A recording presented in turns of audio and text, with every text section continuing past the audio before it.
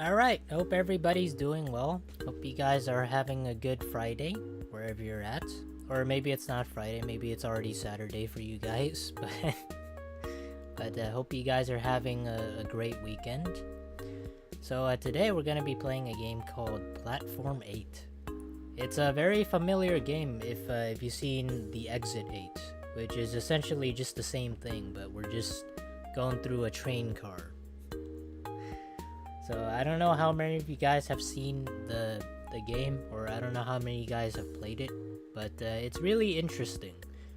It like the whole genre of just like finding differences in a room. At least to me, it's like a lot more fun. It's like I Spy almost, but it's like an adult version of like I Spy. Yeah. What else? Oh, I saw like a short today that I thought it was really interesting, but it was like a ranking like the death row meals based off like what people get as their last meal whenever they commit like some sort of crime. But that's not the interesting part. But I always thought like you know how like way back when, like 100 years ago, like compared to now, it's like the type of food that we eat, it's like it's so much more different, whereas like way back when it's like super primitive, because like in the 1900s people were just eating like a slab of meat. It's still steak, but they're also eating what is it, like steak and potatoes with like a side of toast. I'm not saying that today we aren't like on that route, but we also have like fast food where it isn't just like a slab of meat between two slices of bread. There's also like cheese and lettuce and like tomatoes, and like it's a whole burger. But like it's funny to me because we have evolved like so much to a point where it's like we have like so many recipes and like all sorts of types of cuisine. So when people say like I would have liked to live like say in the 1950s, and then I'm like, do you really want to live way back when? Because people always say, oh, I liked it back during this time period. It was simple, it was peaceful. And then you think about all the negatives. I think about like the type of food you'd have to eat. And then like one other argument people would also make is just like the technology at the time. Hey odd man, hope you're doing well. Happy Friday.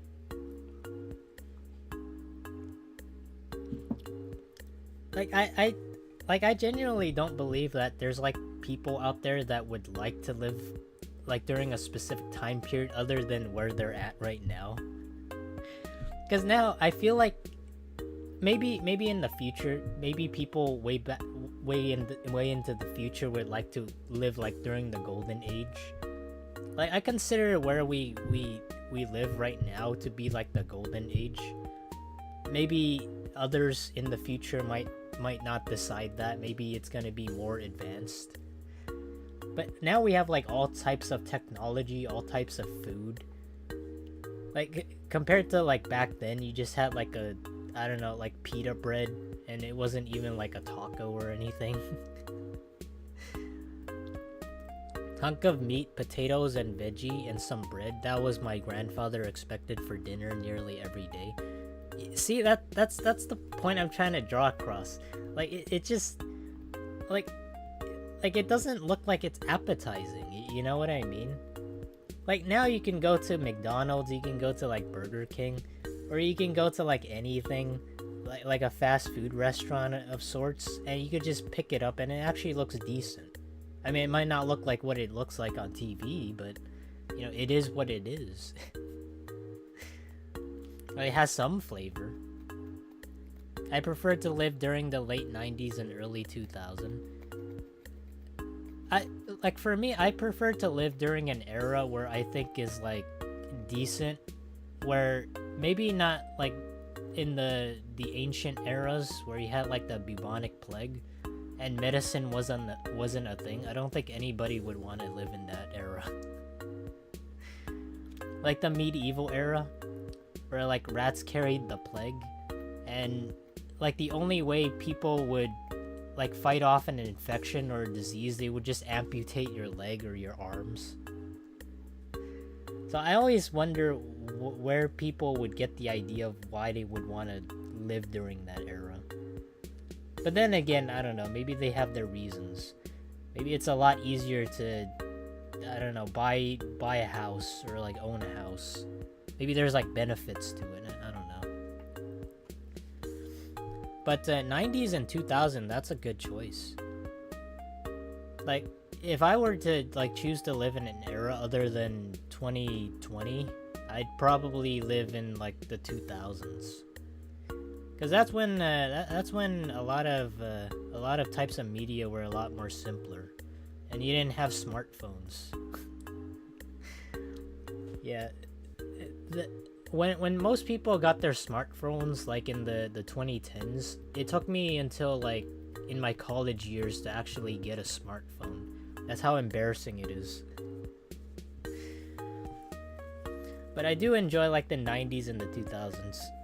More so because you didn't look at your phone every 5 minutes, and even if you did look at something, it was probably your watch. Or I think most people way back when they chose the chew gum. I don't know if you guys ever chew gum, but nowadays people don't do that. Grandpa would eat Wendy's and Arby's sometimes, and Chinese food on occasion. I think the early 1900s would be fun.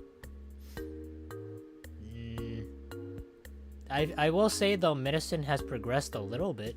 I don't think the invention of penicillin was a thing yet. But I'm sure maybe if it's like a one-time thing, maybe if I want to go on like a vacation and there's like a time machine and it says I can go for like a day and see what it's like and experience what hell on earth is, then, you know, I'd probably go for that. Like, it wouldn't be bad as, like, maybe... Like, it's sort of like a bucket list thing that you cross off. Maybe, like, once in your lifetime type of deal. Okay, let me get into the game.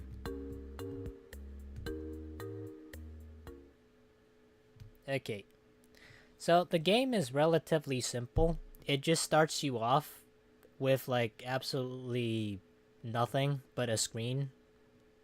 Like I said, I don't know if you guys played this, but it's similar to what we've played before with the Exit 8 and that one other game, Shinkansen Zero.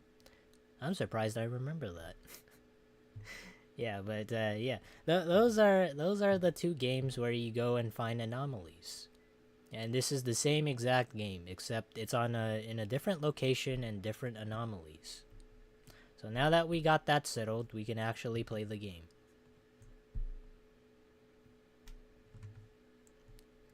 Oh wait, you guys can't hear. Hold on. There we go. Penicillin was the first created medically on September 28th, 1928. Wow, you're actually really smart. Did you get that on the go, or did you have to Google that? I know the creator of like penicillin, was it Marie Curie, or was that like uranium? I forget, but they were exposed to it and they died, but it was a scientific discovery, so they died within good reason.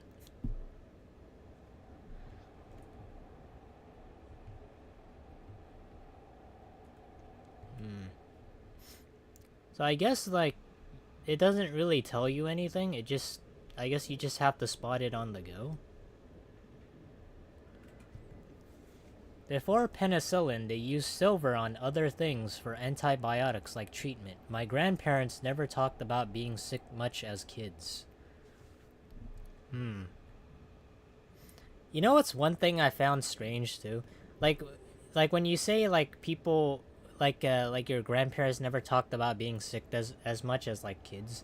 It's like nowadays the life expectancy has gotten like a lot higher.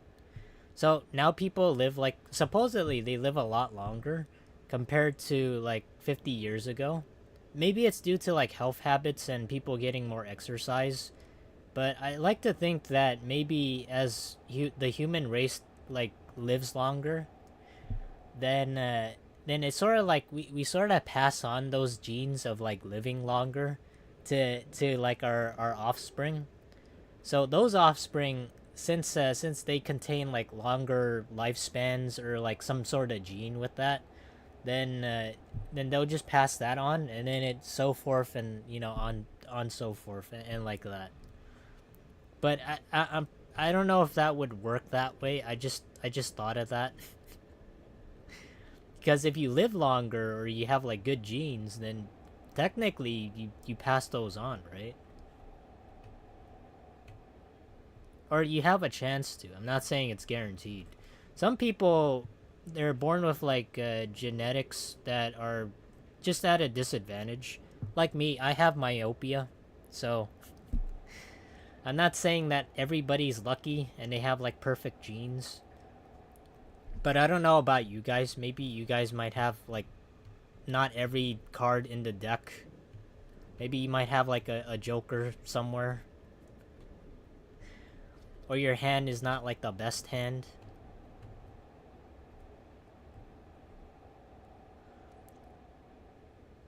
For reference, my grandfather was born in 1902 and my grandmother was in 1912. That's actually quite old. Oh wait, hold on. I forgot to do this one thing. I forgot to enable the streaming mode on Discord. I apologize for that. Like today, I edited a little bit of the video that I'm making. It's not like a long video. It's quite a short one. It's about like 5 minutes. But I thought it was like I thought it was like time to start editing it. And I edited it on like a newer software, Adobe Premiere. I used to edit with like Sony Vegas, but I just found that I didn't really like Adobe Premiere. Anyways, that was like sidetrack, but yeah, I just had to enable the streaming mode on Discord.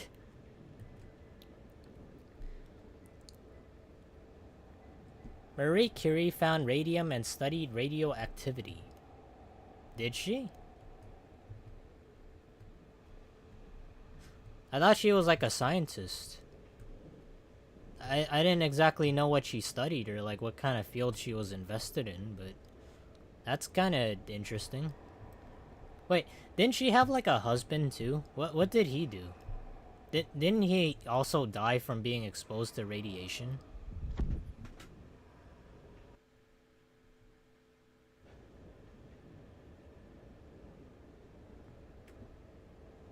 I can't tell. Was that scripted? Wait, that... Okay. That's the first time I ever played like one of these games where I instantly died. And we're supposed to find like anomalies.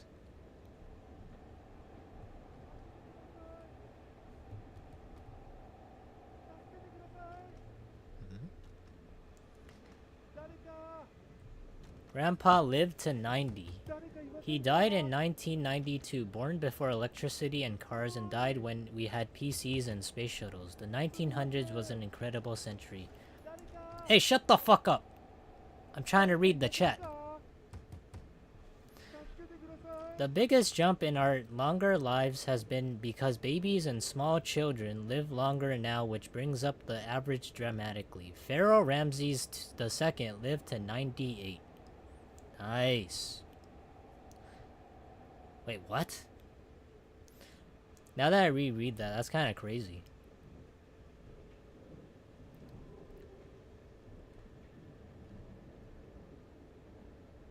Well, I guess that's an anomaly.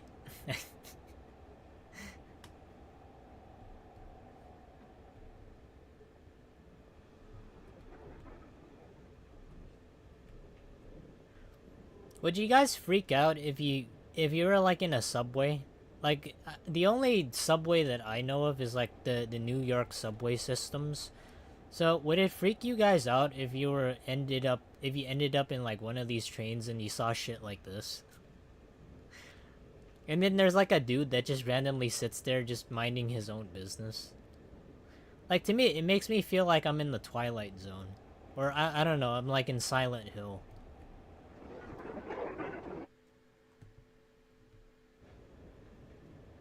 Okay.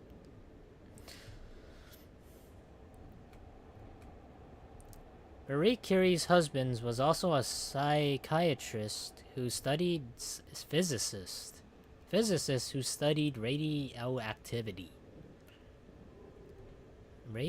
Okay, so they're both radio junkies. So they had to get hyped up on that radium. They got to get their daily dose. Historically, if a child made it past 5 years, they could expect to live in their 70s or later. Oh, that reminds me. There used to be like a doctor. I forgot like what his name was, and I'm sorry to some people that know about this dude, but there used to be a doctor that would adopt deformed babies, or like babies that wouldn't make it past like a certain age. So he would like put on a circus act or like whatever act for people to come pay and see these babies because they were different. And and some people at the time criticized the doctor for basically saying that they're demoralizing the children being put into these like tanks, or to treat them as if they were like circus what is it, circus acts, because people were paying to see these kids in like these observation tanks or whatnot. But in reality, he was actually doing it to save the kids' lives, because at the time nobody really cared about these kids that had like medical needs that hospitals or the parents couldn't afford. So the reason why he he made it into like a circus type act for people to come watch and see was basically to pay for their medical bills and have like the staff on hand to basically treat their needs 24/7. I forgot who was like the doctor's name that did that, but at the time people thought he was like kind of insane, or he was like kind of crazy. But nowadays people look back and sort of treat him as a hero in many ways. So I thought that was kind of interesting. You know, I have a feeling I'm kind of getting the wrong gist of the game. I have a feeling I'm supposed to turn back if I see an anomaly.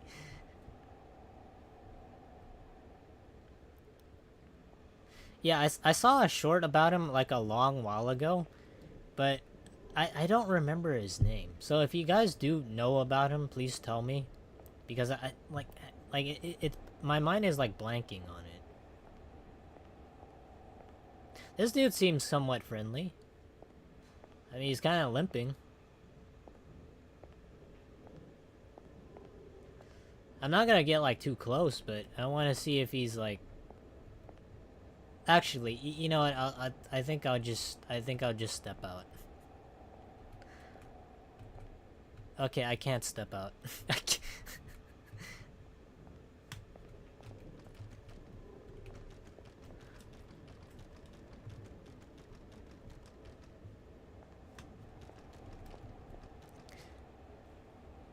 Am I just like instantly dead?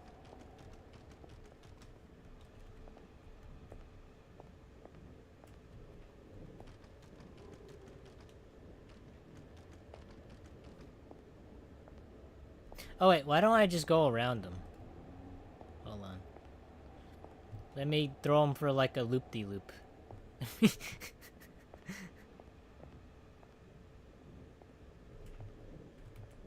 Alright. Well. That works. Okay. I guess finding the anomalies is a little bit easier.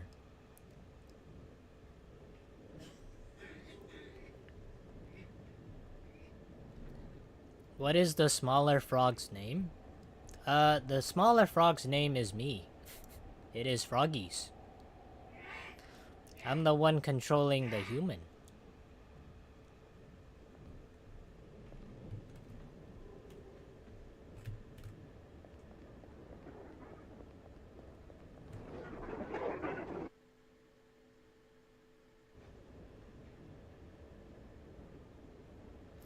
Okay, I don't know what I was supposed to do on there. I literally don't know what I was supposed to do there. I saw the anomaly and I thought I would run, but like I ran. Like when I clicked the right mouse button, I ran, but it didn't work that way. Hey Flame Bro, hope you're doing well. I'm on Wizard 101 right now. Nice. Are you having fun? Did you win yet?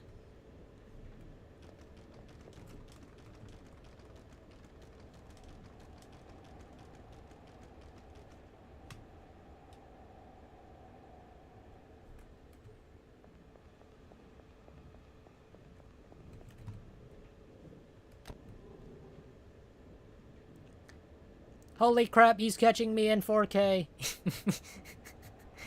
That's different.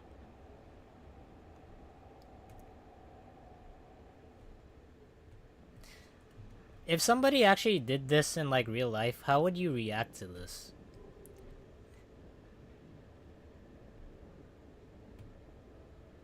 Man, this dude can turn like 360 degrees, can't he?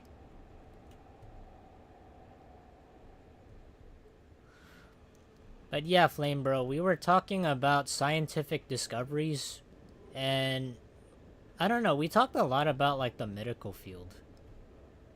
Like science in the medical field is like super interesting because like I talked about like the hardest jobs, and I don't know what you guys think are like the most difficult and hardest jobs are, but during like the Zatsudan, like last Sunday, we talked about I talked about like nutritionists, and I talked about nurses being like one of the toughest jobs out there. And I don't know if you guys think it would be like tough or anything, like being a nurse or a nutritionist, or you guys would debate on that, on being what would be like the toughest job. But personally, like that's what I think would be like the toughest job, because technically, like my reasoning behind like nutritionists being tough, like one of the toughest jobs, is because every year the nutrition facts, or like anything that has to do with nutrition, like whether something gives vitamin A or vitamin D, or like boosts your chances of heart disease, like those things tend to change so often. Or like you have like some sort of drug that gets introduced to the market, and then you have to like add it, like, and if you have like the wrong information, then you'll basically get criticized for it. But I don't know what you guys would think would be like the most difficult job. Like it doesn't have to be in the field of medicine, but it could be like anything really. I know one person said like coal miner. So you're both? Kind of. I know it's weird, alright? I know it's weird. I know it's weird.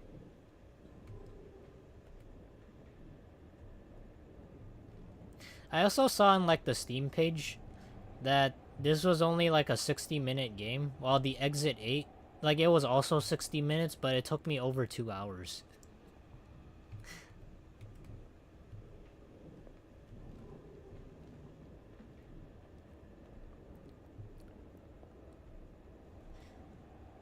I'm not finding anything except for the incubator babies that were displayed at Coney Island for decades. Yeah, I think that was like what I was talking about. I'm surprised that they don't mention the doctor. Oh wait, now I remember. Now I remember. The short talked about a forgotten doctor that was a hero, but people forgot about him. Or he was like one of the forgotten people that were claimed as like heroes. There's like a short on YouTube that I think has his name, but I don't know which shorts.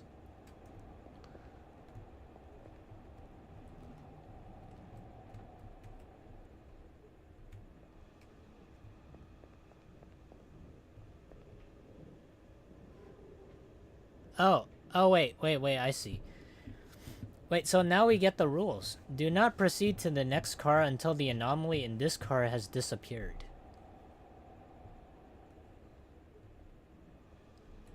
So it is the same as like the exit 8. But the only difference is compared to the exit 8 is that we don't know what train car we're at.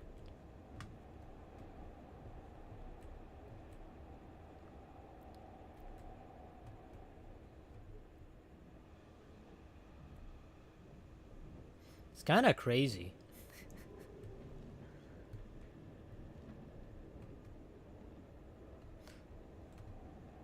I think we were doing really well.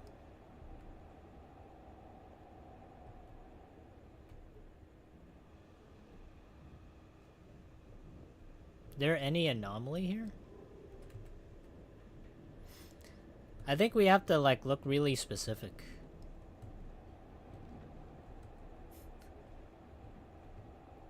You guys spy anything with your little eyes? Did you guys look at like what is it?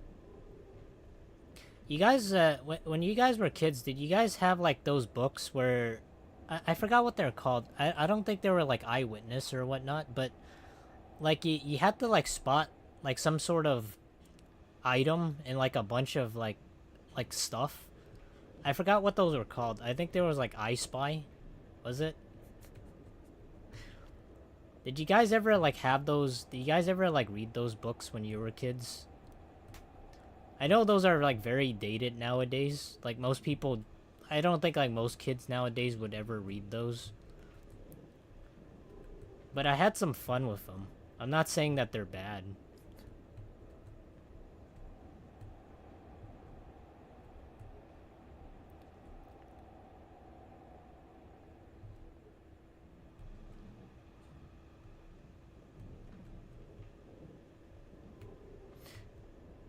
You know, compared to the other game, this one...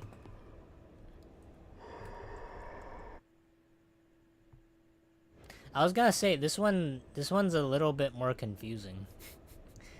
Because I don't know which train car I'm at. I can't tell if we're progressing. Sometimes I can't even tell whether or not we're winning.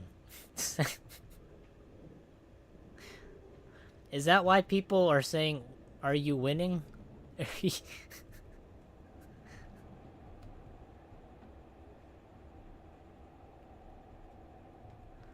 Yeah, I don't know if we're winning though. But there's like I think for some of them, even though we technically can't see them, there might be some audio cues. So we're gonna have to be like really light, not only on our feet, but also on our hearing.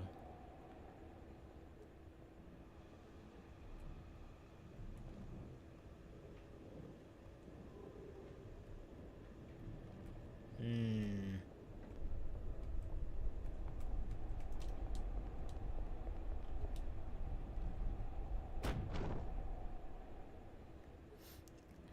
Well, I think that counts as an anomaly. I think. I don't know what that was. That was like some sort of huge earthquake that rocked the train. Oh, you know what I should see? I wonder if the dude has like any reaction, like if any of the natural, like what would happen with like the train if it bounces up, if he does anything. Who is that Stacy fellow? Staticky fellow? I don't really know, but he's kind of interrupting our progress. Also, hey Danny is the dog. Hope you're doing well. Hope you're having a nice Friday so far.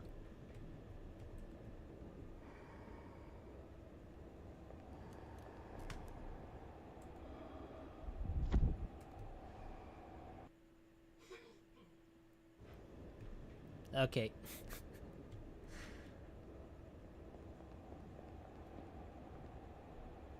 Please check the electric signs.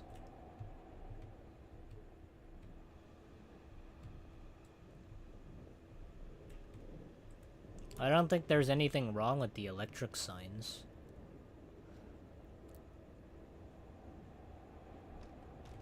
Hmm.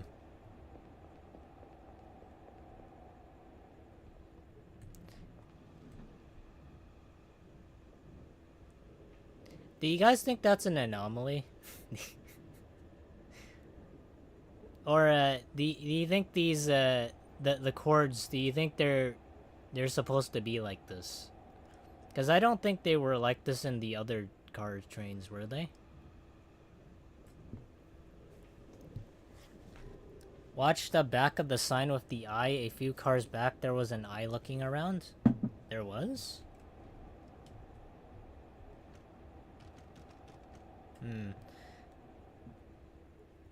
Maybe my mind's playing tricks on me, but I don't think this might be an anomaly.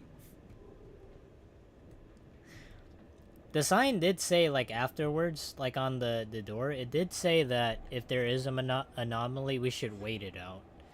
But if we wait it out, we're technically kind of screwed, aren't we?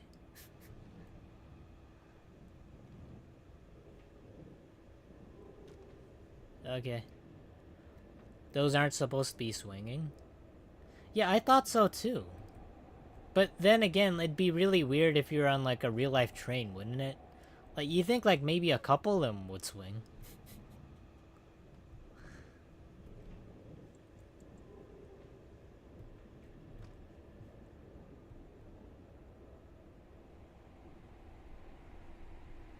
I think I kind of I'm starting to kind of get the gist of it a little bit. Cuz maybe we are supposed to wait it out or something.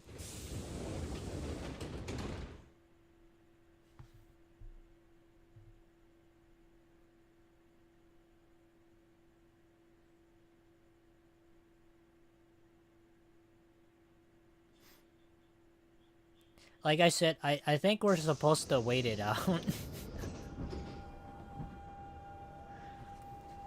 If we actually moved, I think we would have died. I think that's what the game's supposed to tell us.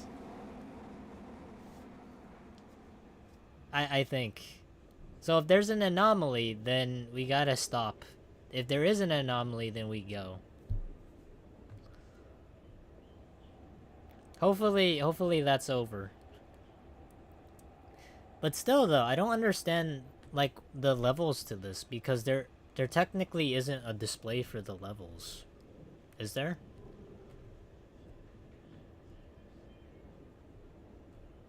Oh wait. Is this... I think maybe this is it? This sort of displays it? We're on 2? Probably. So I guess this is more like a survival type anomaly based game, where if you experience something, then if Simon says to stop, then you stop. If Simon says go, then you go.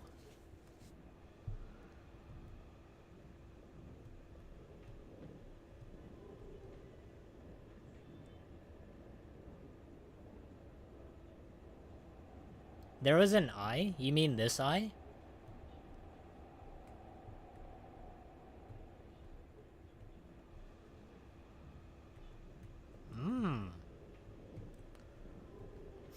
Zone energy. You guys ever drink like energy drinks before? Like I know like a lot of like energy or like sports drinks, they tend to claim that it has like electrolytes and it's supposed to like refuel you or some shit. But like when you look at like the back of like the labels for them, it's like it's just filled with sugar, and it's like their ideas of electrolytes. It's sort of like the same thing of like Gatorade, or what is it? I think there's also something called Powerade. That's why I never really drink energy drinks, because it's just like sugar with like a bunch of food coloring and water.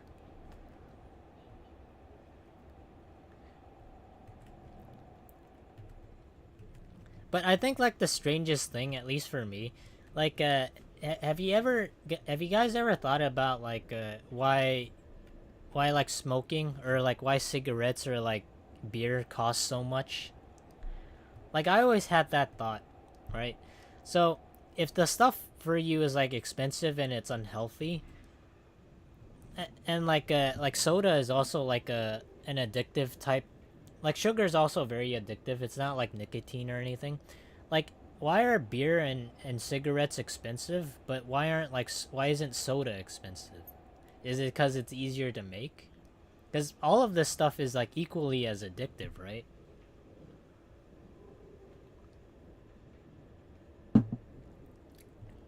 Like it sucks for my sister and my brother because they smoke and drink, but for me it's fine because I only drink soda.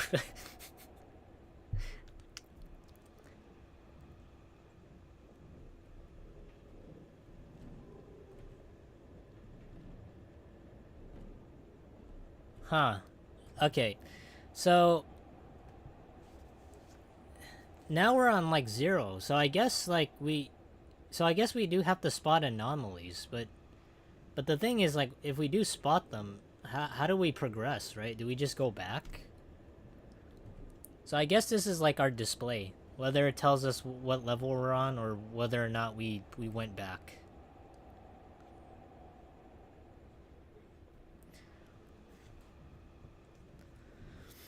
I feel like they cost so much because after someone is addicted, they'll probably pay anything to get it. See, that's like I feel like that's like the same thing with like soda. I think a lot of people tend to drink soda, but like the funniest thing is like even though they're addicted to like drinking soda, and I'm sure like they're to an extent like alcohol as well. Like soda has never really like risen in price like all that much compared to like beer or cigarettes.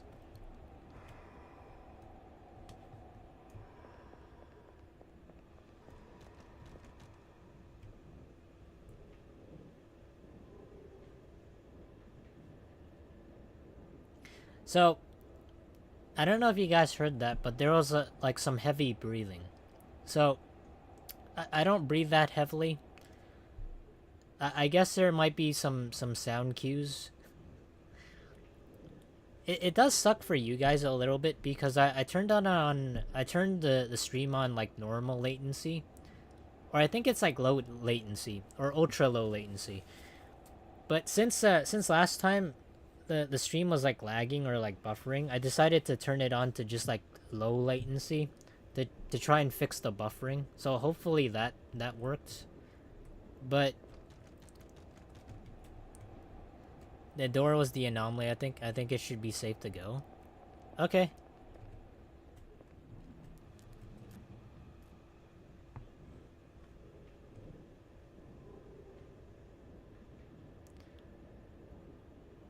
Look at all these stowaways. They didn't get to pay for a ticket and they're just hopping on a train for a ride.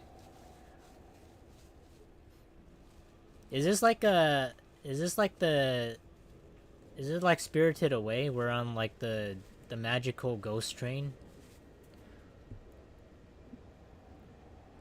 So how do I wait for them to go? Because this is like really awkward. This is like an introvert's worst nightmare.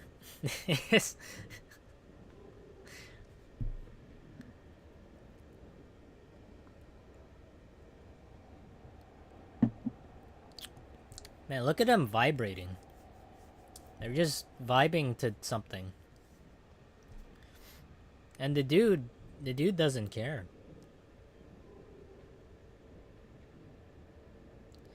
Can I go the other way? No, I can't. Alright, so we did spot the anomaly, but it's like...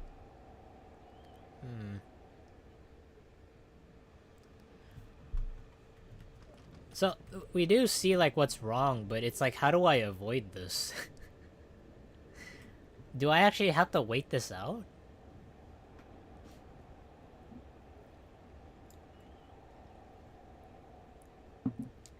They're just off the Perco set 30? Yeah, it's a little weird. Wait, maybe I just don't touch them? You just have to progress, I think. Or maybe that's what the game wants me to think. Maybe they're just riding until we get to the next stop. Yeah. Maybe we just have to wait for that. I'm just kidding, that's stupid. Okay, I'll follow your advice. Maybe we just go.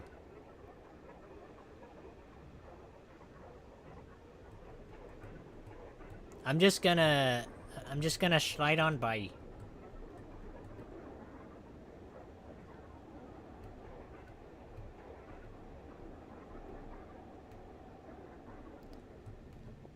There we go.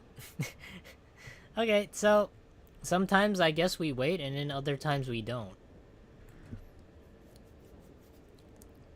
I like the other games better. Leaving makes more sense than waiting it out. Yeah, those games seem a lot more simpler, at least to me. Because if you find something that's wrong, you just head the other way. But if it's right, you just go forward. Whereas this one doesn't really tell you that much.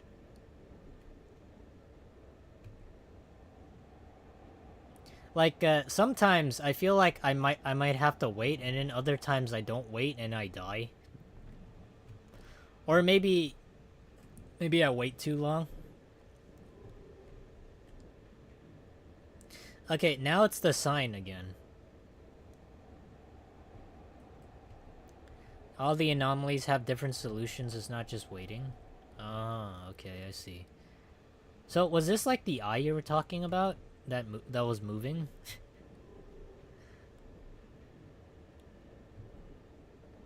As I know there's a sign that says, like, look at the electric signs. Or, wait, was this... Do not proceed to the car until the anomaly in this car has disappeared.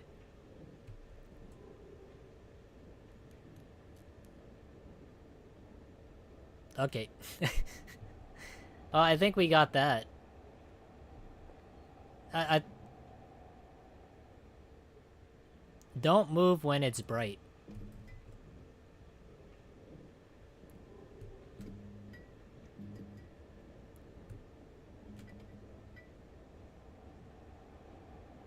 Well, I want to make sure I follow the rules here.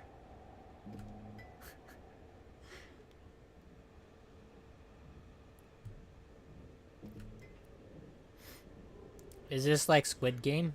I think so. This is like dark light, dark light, no light. Well, light, no light. Actually, how could she even see me if like I'm like her back's turned like next to me, right?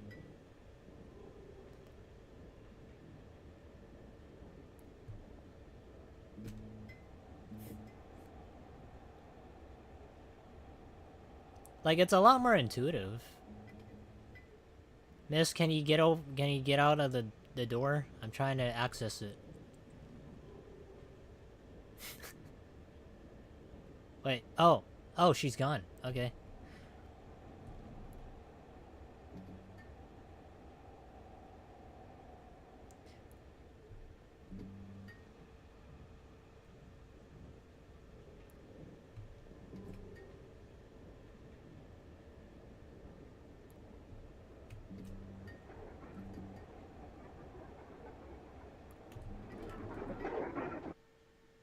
Okay. I'm not gonna lie. I don't know what I'm supposed to do right there.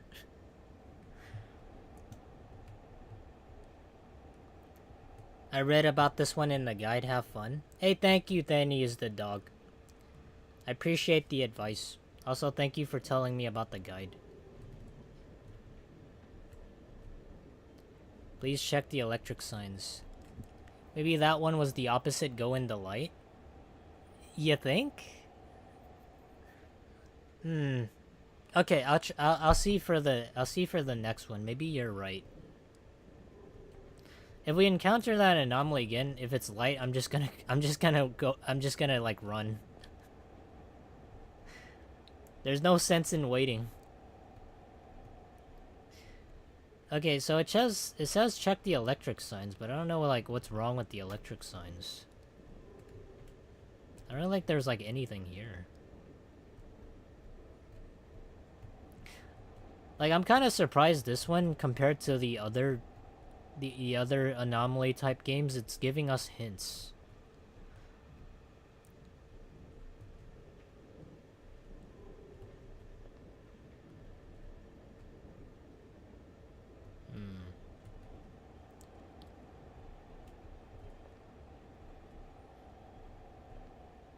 You guys see anything out of the ordinary?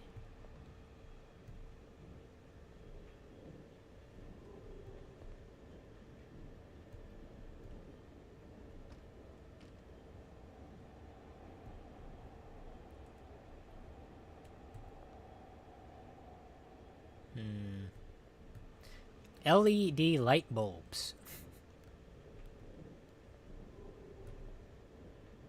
Something 8 in Japanese.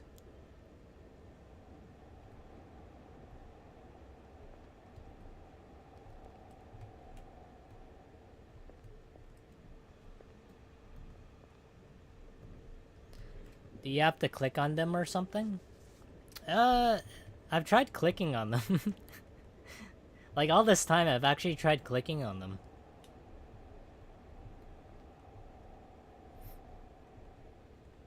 I don't think there's, like, anything. Because for the eye one, though, the eye one, all I had to do was just look at it.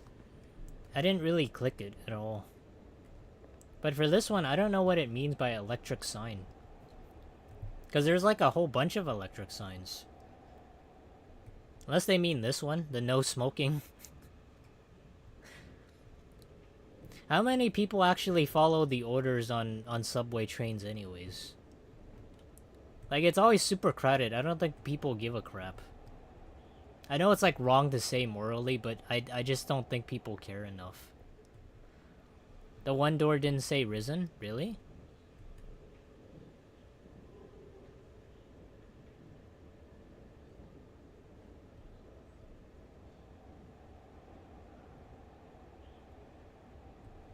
Alright, now you're kinda messing with me a little bit. I'm kinda going a little paranoid now.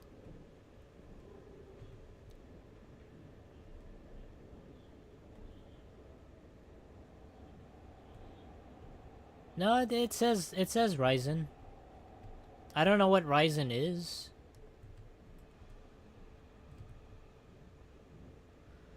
This one I don't really know then. Cause I don't think it's these signs up here. So it has to be something else.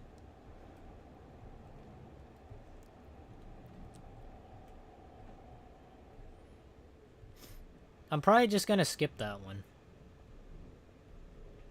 Until we actually try and figure it out. Or if we manage to get past like all 8 levels. Yeah, but it does look like since we skipped that one, we're still at like 0 now.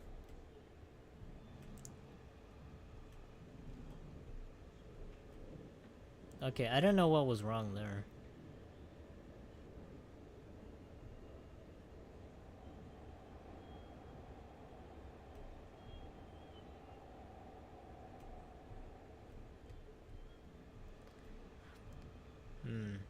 Is the sign gone now? That's the thing, right? So, is the sign part of the anomaly, or like is it not? Is it just like tricking you? But either way, we have to go forward. So it's like, I don't know when we wait for it to end, or do we have to find it, or do we just like go like quickly? So I feel like for this one, this is more like a trial and error type thing.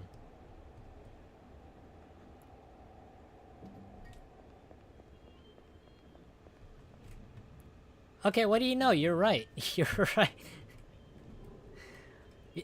You were right, Gian Data. Gianni Data?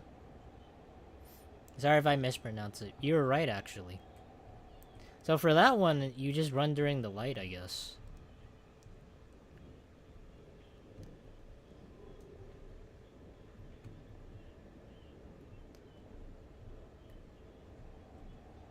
Wait. Is this different? I have a feeling like this wasn't here before, was it? Because this one looks like different compared to like the other signs.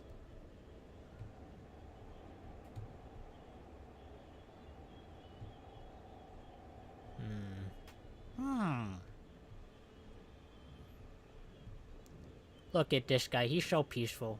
Look at his balding head. Such a good boy. Sometimes you just want to rub somebody's bald head and make a little wish.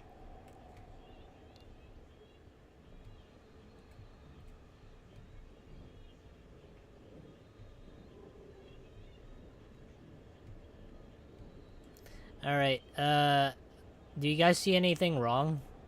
Because I don't really... I never felt anything. I never saw anything. Except for this. This looks weird.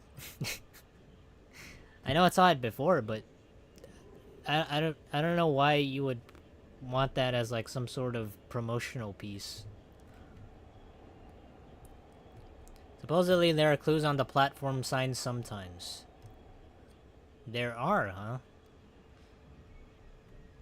I just don't really see anything wrong with this one.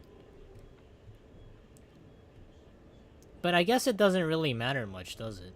Because the only way forward is just to go forward. Oh wait, now we're at 1 again. That's weird.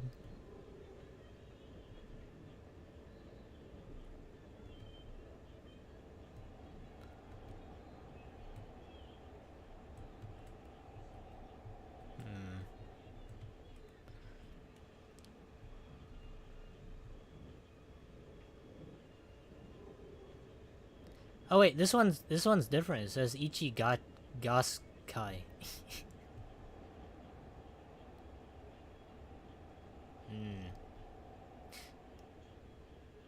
Wasn't it like Ryzen before? Or maybe these are the... Oh, okay, I see.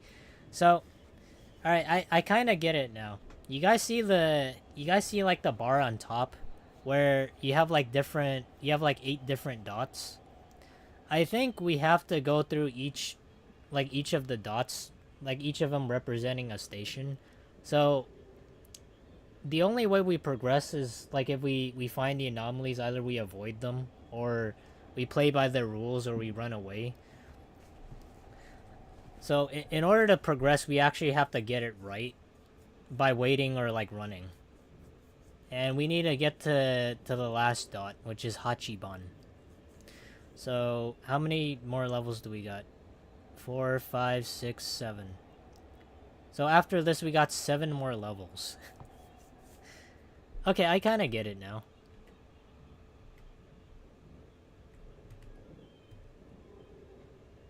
Yeah, here's a little bit more of a clearer picture.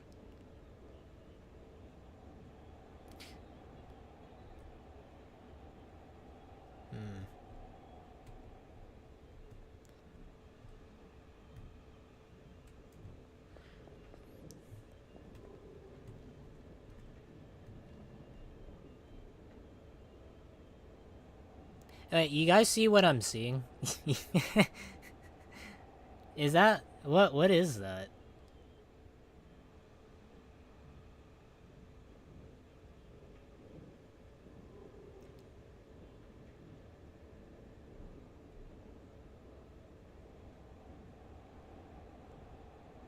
I'm guessing I just run? I'm grinding crowns right now. Nice. I don't know how you're doing that. You're not watching videos to get crowns, are you?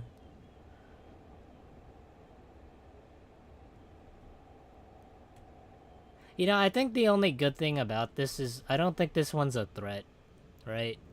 So this one seems relatively friendly compared to the others. And I'm pretty sure we don't wait. Or do we? This one, since it's not dangerous, I feel like I could wait a couple moments. So for this one, like it's still an anomaly type game, but it's also like a memory test.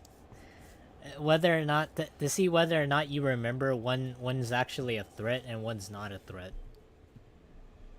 And you just have to wait it out. Oh, also hiding and seeking. You also gotta do that. So it is different compared to the other types of anomaly type games.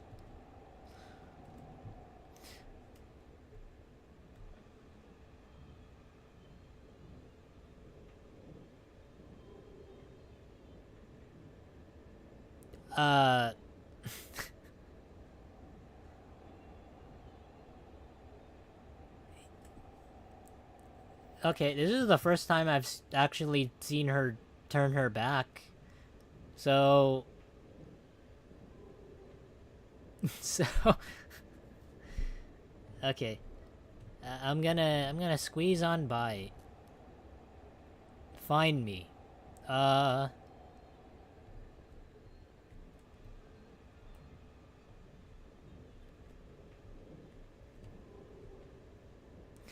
It's not gonna be some sort of like poltergeist stuff, is it? It's not gonna be like what was the movie called where they're like possessed? I forgot what it was called.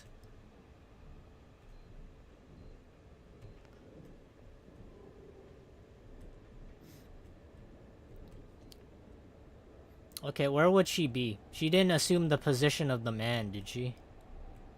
She instantly swapped genders. Where would she be exactly? How would you go hide and seek on a train though? Not gonna be like sprawled on the wall, is she? Is she outside? No way. Why would a kid go outside of the trains? I think outside too. There's no shot they're outside, are they? Okay, never mind. You guys were right. Found you. Or the chat found you. Nice. Alright, we're 3 out of 7 now. Or actually, 3 out of 8. Nice work, guys.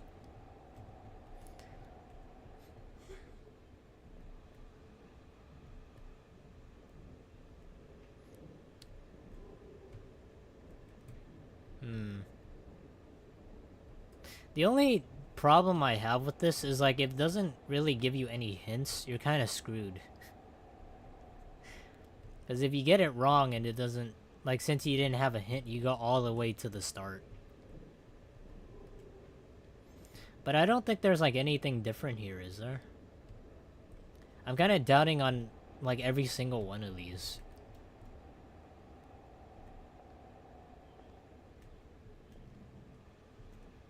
You guys remember the time we did that last anomaly game called the Shinkansen Zero? And then we happened to end on like 2 hours. And I miraculously managed to refund it. I kind of wonder if we can do the same with this. Like, obviously I'm gonna buy it back, but I want to see if we can do it in under 2 hours.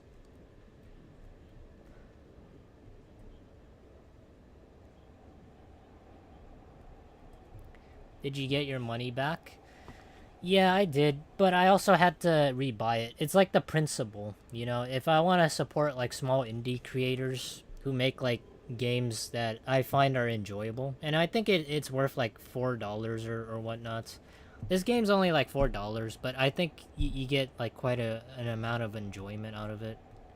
But that's just me, you know? If I think something's worth it, then I'll support whoever.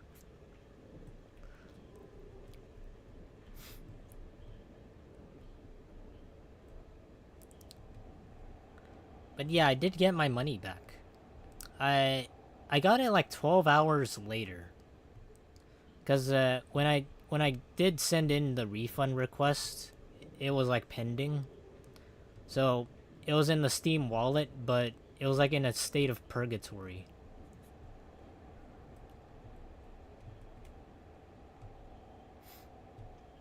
I don't know. What do you guys think? I don't think there's like any anomalies on this one.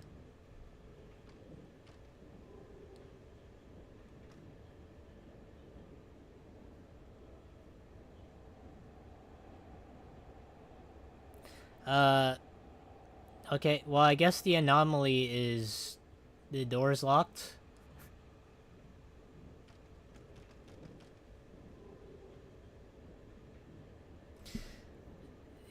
You don't suppose that we go, like, all the way back, right? Where's the guy? I don't know where's the guy. I don't think we go and find him, do we? Oh, there he is. He's over there.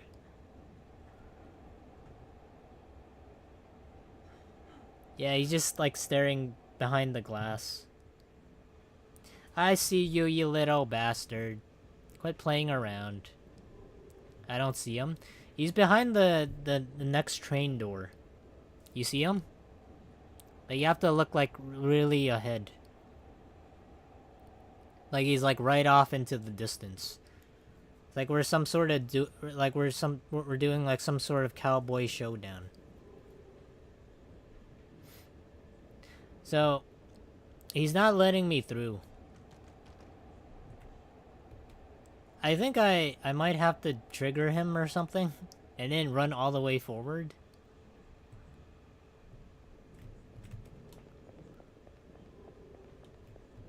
I knew it. I knew it. I knew it. I knew it. Okay. Okay, this I don't know. This I don't know what the hell this is.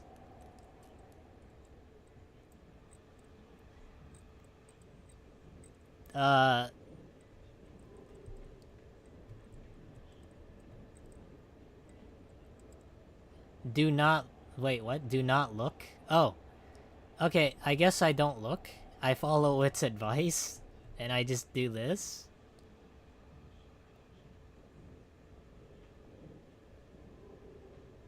I'm not looking. Some people are too ugly for this world. You know, I think I'm getting the hang of this. We're actually getting through fairly easily. Alright, we got 3 more stops, and then we actually beat the game.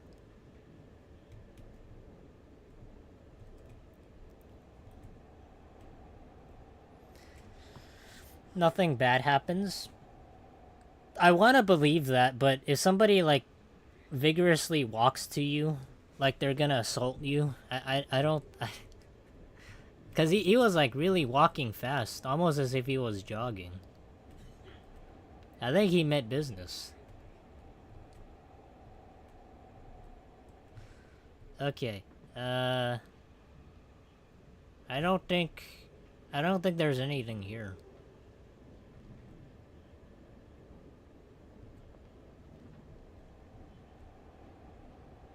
So, compared to like the other games, at the very least, the only way you can like mess up and go back to the start is maybe if you die. That's like the only thing. But as long as you don't do that and you avoid the anomalies, like if you go forward, it doesn't really matter if you miss an anomaly.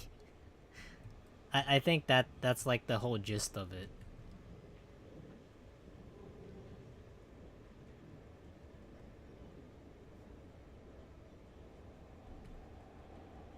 That was kind of weird. You guys saw that? The door opened twice. Do you guys think that's an anomaly?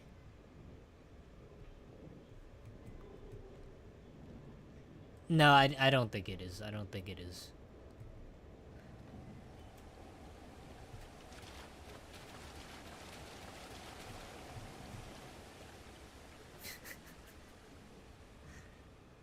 Alright. So that one I can kind of guess a little bit more quicker. I think it was. Well, luckily this game doesn't really care about continuity. As long as you make it through and the anomaly doesn't kill you, I guess that's like the name of the game.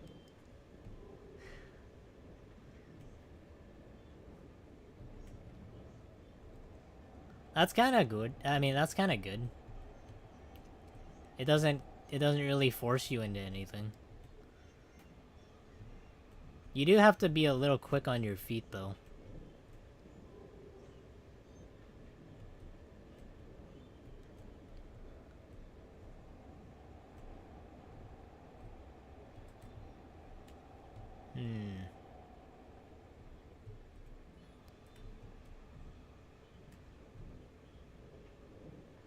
Man, if I were to spot an anomaly, this would be super difficult. Like, without any hints at all. Because it looks the same to me.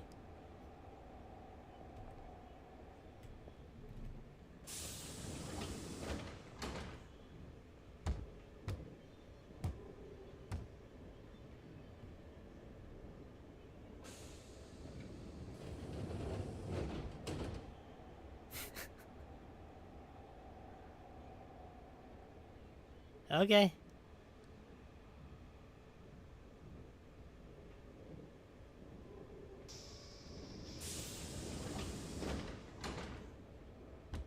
You know what's funny? The hand doesn't grab the guy. Like, like he's literally right there, but he just like somehow the dude's like immune.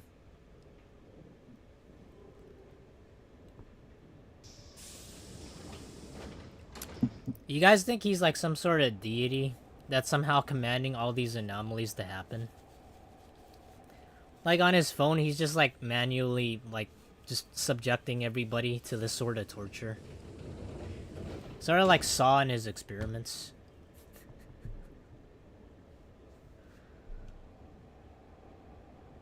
Okay, so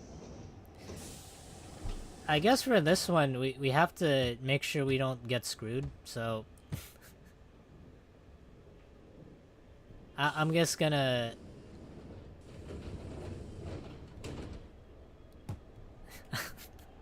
I think we have to dodge it. Yeah, I think that's what we have to do. Okay, nice.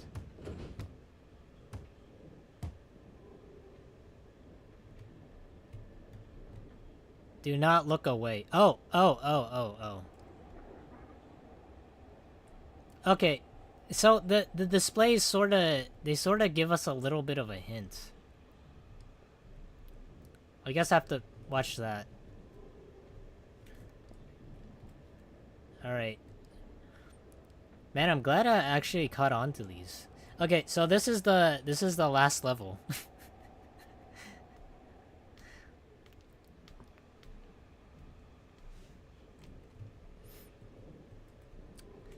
Man, this is the fastest time I've ever completed like any game for this matter.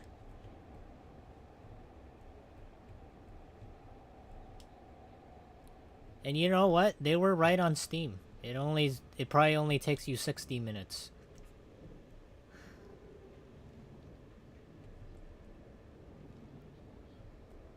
Imagine he just has a big red button on his phone called Giant Hand. I know Giant Hand's like is like a character on Super Smash Brothers. Is that its name, Giant Hand? Or was it the Magic Hand?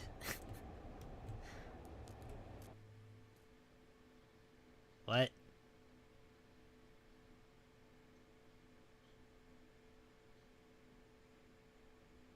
I swear to God, if I go and I die here, I'm just gonna be so sad. I have to go through the entire thing again.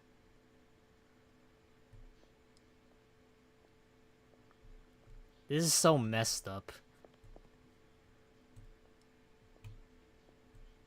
But there's like different compartments. Okay,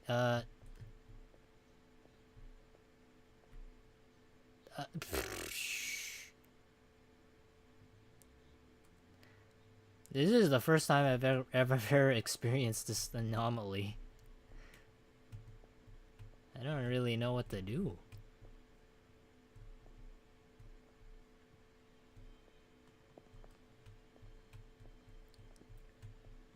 Did I open this door?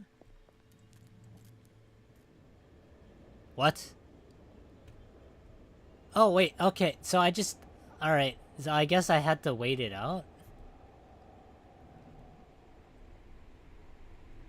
Did we do it?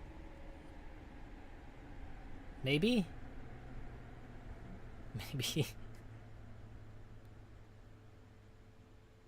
That was so lucky.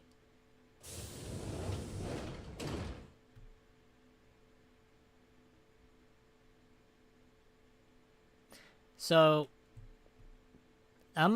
Okay, so the thing is... Last time when we played, like, Shinkansen Zero...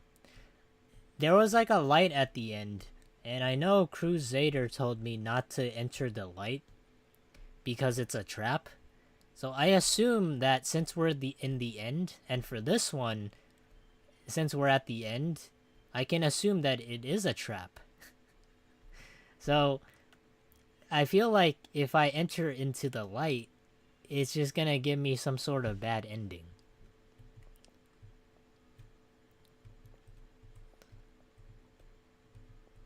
Let's look out the doors. Are you sure you want to do that?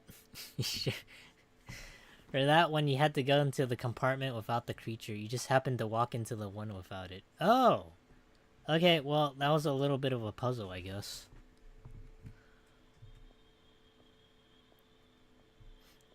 Are you sure you want to look out the doors? Or do you want to continue into, like, the other compartment? I mean... It's kind of in nothing, though. We have 3 doors to choose from. Find the difference. Are you sure? I have a feeling it's a trap.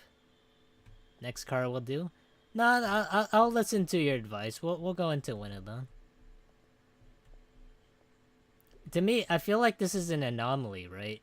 So, what we've always been known to do is just to head to the next car door. So, I assume that all of this stuff is kind of a trap just to lead you out in the open and die. Right door is always right. I mean, I'm just assuming. I'm playing by the game's rules.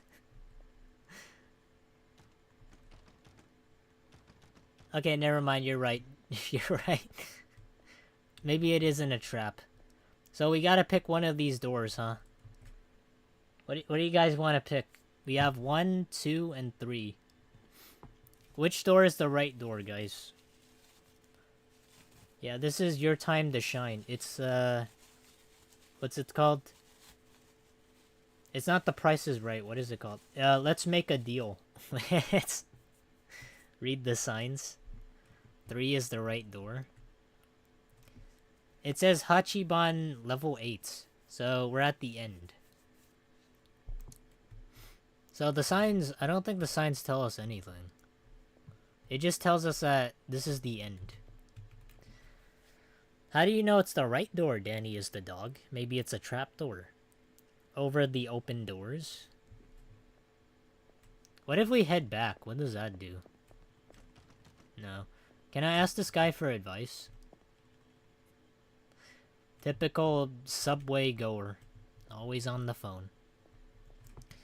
I don't know it's the right door, but the right door always seems to work. So are you guys like, whenever you flip a coin, do you always go heads or do you guys go tails? Because some people say tails never fails. And to me, I feel like that's, I don't know. Like whenever they say like, it never fails, tails never fails. They say stuff like that. For me, like, have you guys ever heard of like whenever you flip a coin and you flip it, or actually no, you don't flip a coin. Have you guys ever seen like a coin on the floor, like whether it be a penny or like a nickel or a dime? Like there's some sort of superstition where it's like if you have like have it faced up, like on heads, then it's good luck. But if you have it face down and you pick it up, then you'll have bad luck. I don't know if you guys ever heard that superstition before, but like I don't really care about superstition. If it's like if there's like $100 bill that's like faced up or like face down, I don't give a crap whether or not it's heads or tails. I'm still gonna pick it up. The door has flickering handles. Is that a warning? I think that's just a game bugging out. Or maybe it is a trap. But all 3 seem to have this texture problem.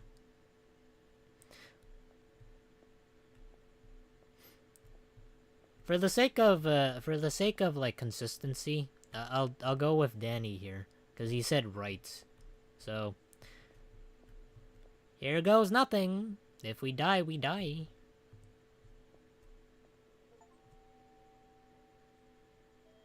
Okay, never mind. We actually won. Yay! That was quick. I thought it would take like 2 hours. I'm surprised it took us like just under an hour and 20 minutes. Oh yeah, this was made by Epic Games. What the fuck? Time to refund? Alright, I'll refund it. but I'll just buy it back. All right. It was just to see whether or not we would. Wait, what? Hold on. Wait.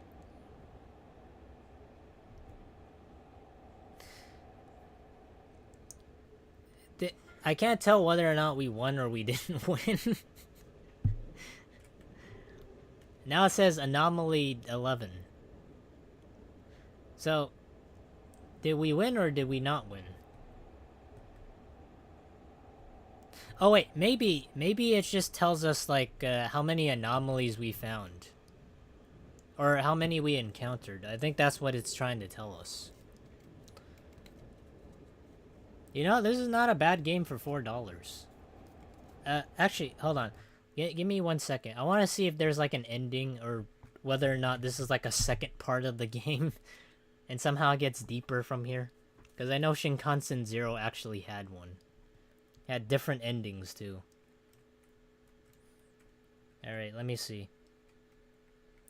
Platform 8 ending.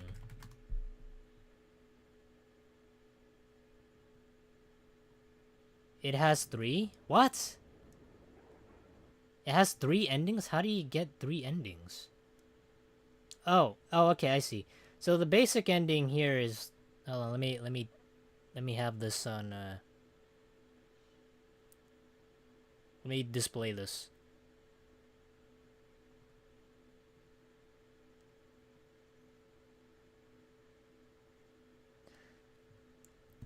Three doors, 3 endings. So the basic ending is like this.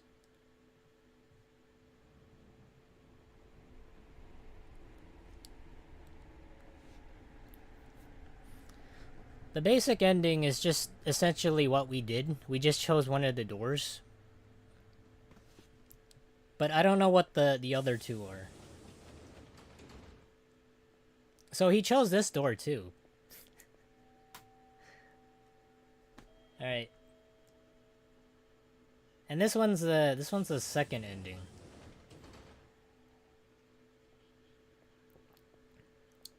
The second ending, he just gets off somewhere.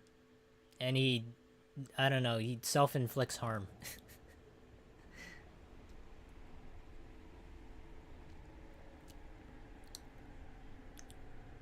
Wait, so for this one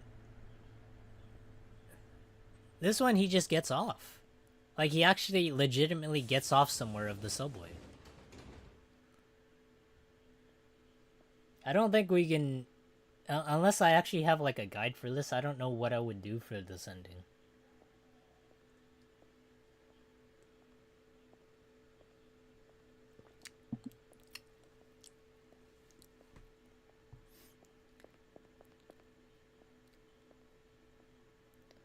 To obtain the one where he gets off, it's kind of BS to get. Really? What do you have to do? I did see that it had like 0 anomalies, so do you have to encounter no anomalies? Like 8 straight times in a row just to not get it? This one just... So this one leads to the sequel of the Exit 8. Alright. Okay, that's kind of cool. So... the game that we played was essentially a prequel to the game that I played 6 months earlier. Called the Exit 8, which is almost the exact same thing, except it's just like a hallway where you either run forward or you run backward.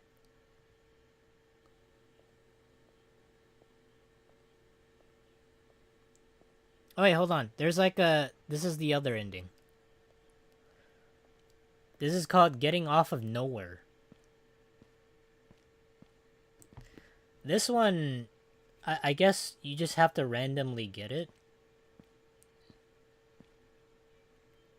Because you get off at like the ninth station. And for us, we only had like 8 stations. Damn, that sucks. You got lost in Silent Hill. Got lost in the remake. Alright. Who would have known, huh?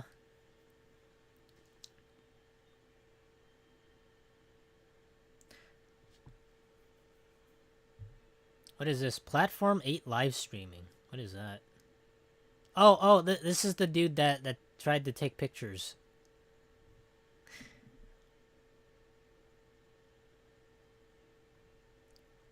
Hey, David Hamburgerson. Hope you're doing well. Hope you're having a good Friday.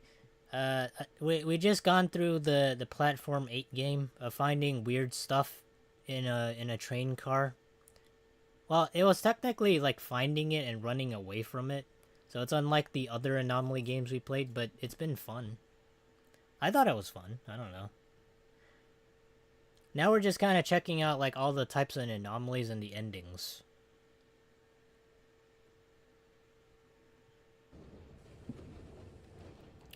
Oh, this one's called handling the situation correctly.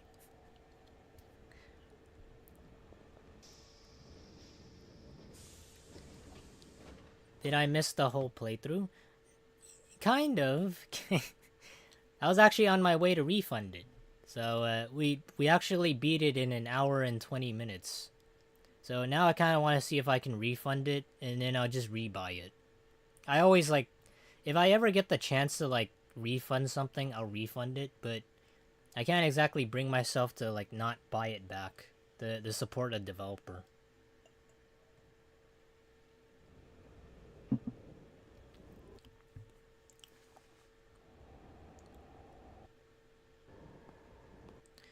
Okay, well that was it.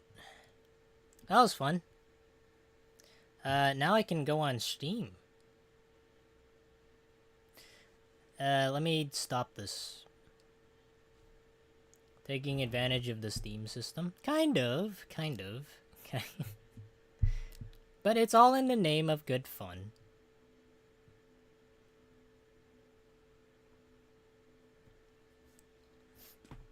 Alright guys, you're gonna see it right here. We're gonna refund it.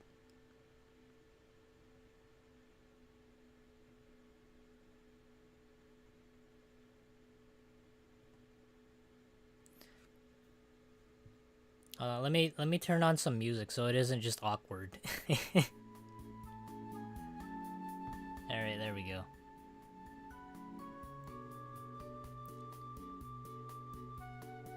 What are my issues? I purchased this on accident. It was not long enough.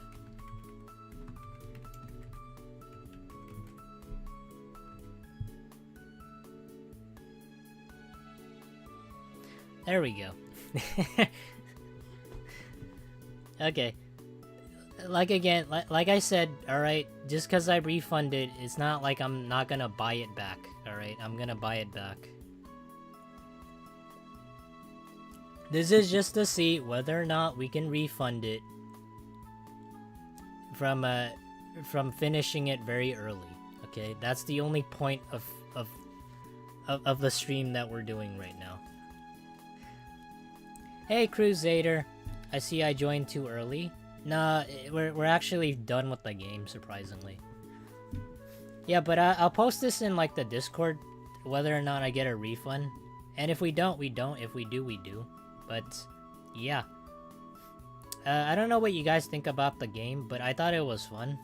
Compared to, like, the other Anomaly games, I'd much rather prefer, like, walking back and walking forward. And to see, like, what are the differences besides, like, the game actually telling us it. So, or late, I mean. Yeah, I really like this game. Like, I think $4 is, like, it's not a steal, but I think, like, for an hour of your time, I think it's fine. So how's the game? The game is good. I mean, it's like what I would have expected of finding, like, random stuff that's, like, weird or wacky or, like, out of the ordinary. Like what we saw here, right?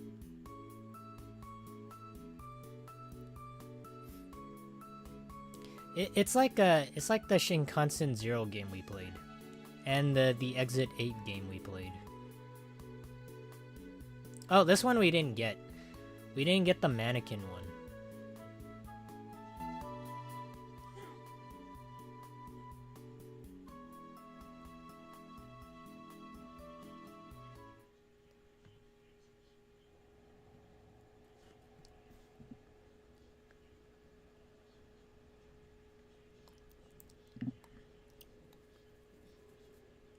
Yeah, this one's kind of creepy. Not as creepy as the subway goers that kept vibrating. That one was the weirdest one. Or maybe the little girl, like, outside of the subway door. Maybe that one was the weirdest one. Well, there's nothing else to do. Well, I mean, we could still look at the anomalies. Okay, this one's kind of weird, too. Froggy, I'm curious, where do you get all that background music? It's a little known Japanese site called Dova-kin syndrome. Or Dova syndrome. So, if you ever need background music for streams, or you need non-copyright music, then it's a Japanese site that's dedicated towards non-copyright music to help streamers and people who need to go about their business. Whether or not you're making something and you need music, you can credit like the artist, but it isn't exactly copyright and you can use it. So the website's called Dova Syndrome. It's in Japanese, but you can auto translate it with Google through Google Translate, and it should pop up for you in English. Are you ever gonna make a Wizard 101 guild, or do you have one already? It's already done. I already have a guild. It's called the Funny Puppies. We're not a really active guild. We kind of just do stuff. We're very casual.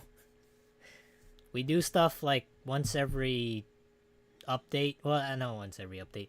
We do something like once every couple of years. Because that's usually when updates happen and there's like something to do. But for the most part right now, as far as the guild goes, people just kind of hang around, they float around and just do stuff.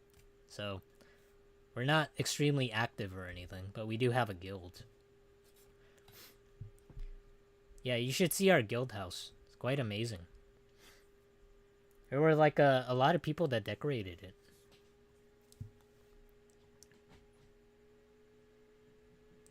I haven't even read up on the guilds. Are they fun? Hold on, let me switch the screens. The guilds are fine. So I don't know how many of you guys are in like Wizard 101 guilds, but they're very, at least to me, they're somewhat lackluster. I don't think they're great. I know for some people who are like hardcore raiders, Flame Bro, he likes to do a ton of raids, but now as they come, like with more and more raids, they have more complicated strategies. So the only point of a guild, as far as like what right now goes, is just to have a place either to relax or to have a place to maybe get something daily, like a daily reward, or for some people they go into raids, and that's really the only thing. Yeah, so if you do want to join a guild, you have two options. Either you join a hardcore guild that's into raiding, or you join a very casual guild like moi that does stuff very rarely, but it's still a guild. Yeah, but there hasn't been a whole lot of updates. Hey Froggies, what is your biggest fear? My biggest fear, I'll say that very quickly. It used to be a fear of heights. And I know it's ironic, since a frog hops really, really high, you think that they can land on their feet very easily, but that's not true. I used to have a fear of heights until I conquered it. But nowadays, I'd say it's like maybe the fear of mortality. Does that make sense? The fear of regret. The fear of like life itself. It's not a philosophical question, but I think as we age, we tend to develop more fears that eventually we're all just gonna, pass away. That type of thing. But for me, it's like a fear of eventually passing away without accomplishing anything. That I'd say that's the biggest fear. Life, regret, and death. I mean, it's like, for me, it's not like a midlife crisis type thing, but I want to be able to accomplish something great someday. Not just like Wizard 101 challenges. I want to be able to, I don't know, share something that I think is great with people to a lot of people, and make sure that they understand what I'm doing, and at the same time that they're happy with what I'm doing, and I'm happy with what I'm doing, and I think it's like a huge accomplishment. That's what else, because I can do nothing with those words. Well, I feel like as you get older, that's something you have to develop later on in life. It's like you're at when you get really old, or you get to the age of, for me, I'm at the ripe old age of like 27. I think I'm turning 28 this year, later this year, I mean. But as you get older, you tend to realize that as your body tends to function a little slower, and there's things you can't really do anymore, you think to yourself what I could have done, and whether or not I have enough time to do it. Dude, what? I thought Froggies was like 17? No. Alright, I'm actually pretty old. I'm a pretty old boomer. One of the funniest things is, like, I had a friend one time call me like an old boomer. but they were 24 years old. But I don't think like 24 and 27 are that significant of a difference. Do you guys consider like 24 or 27 like young, or do you think it's old? Now the whole chat's freaked out because they know my real age. They know Froggy's 27. Froggies, you're 27. What the hell's wrong with you? Let me pour something to drink.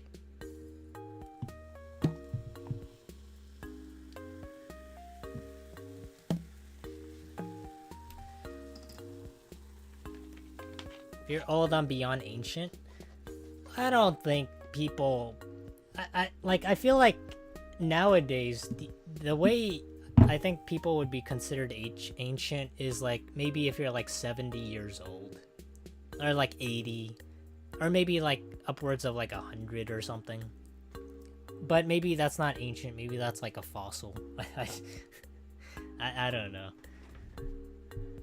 Remind me that Club Penguin meme where penguin over 18 years old walking with a cane.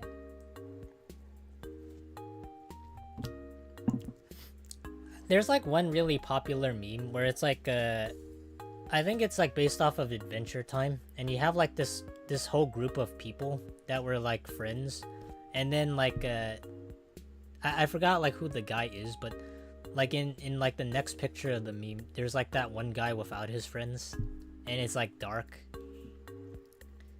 I don't know. Hold on, maybe I could show you guys what I was talking about.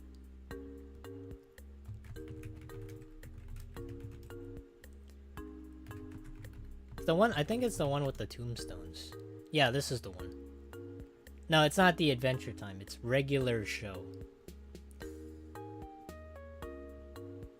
I consider that age your prime? Really? You consider 27 years prime?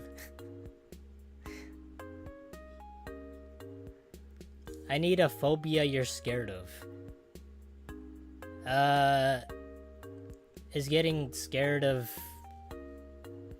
I don't know, scared.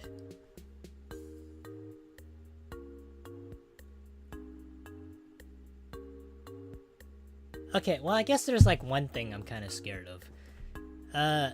So I always have this notion of like, if you hang out with like stupid people, then you yourself will eventually succumb to that and be stupid. And if you hang out with smart people, then you become smart. Or if you're not smart and you hang out with smart people, they're gonna belittle you because you're not smart enough. Or if you're really smart and you hang out with dumb people, then you get dumb, but they won't accept you. maybe that's like I don't know what you would call that, but maybe it's a fear of not finding the right group of people that will accept you. Does that make sense? I don't know what phobia you would call that, but I guess to say that maybe in life you'll find people that won't accept you for who you are, and maybe you won't ever find that someday. Maybe that's what I'm thinking of.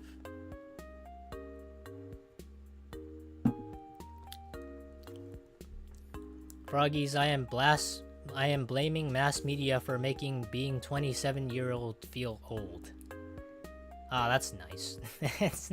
You don't have to.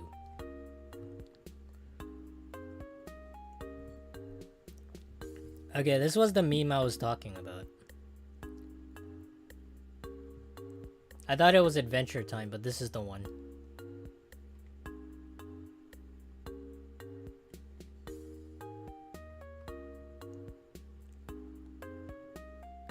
Oops. Yeah, I think you guys have seen this like once or twice over. But yeah, there's like tombstones here. A lot of people call back to this with like MMOs. Like how they used to be friends with somebody way back in like 2010. They used to friend them. And like nowadays when you go on, you don't see them on your friends list. So it's sort of like that. Where you used to be their friend, but now like 10 years later because of life and like other things, then you aren't necessarily like friends with them anymore. Or you don't get to see them when they're on. I think that's another case for it. Froggy, that phobia you just talked about is probably called double consciousness. Double consciousness? Okay, double consciousness, huh? Let me search this up. Double consciousness.